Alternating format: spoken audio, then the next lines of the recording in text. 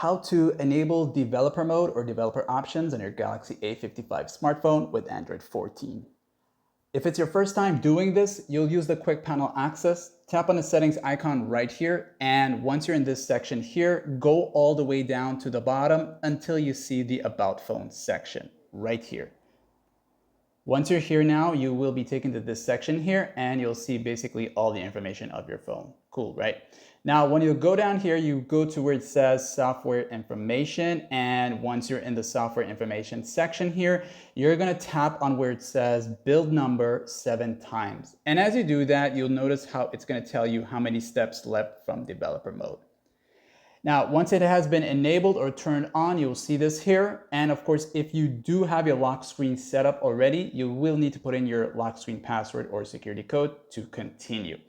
Now, with all that said and done, back away and back away from here. If you're in this view mode here, you can swipe down to see developer options. And if you don't see this here, you can also use the search option here and type in developer options, okay, or just developer mode.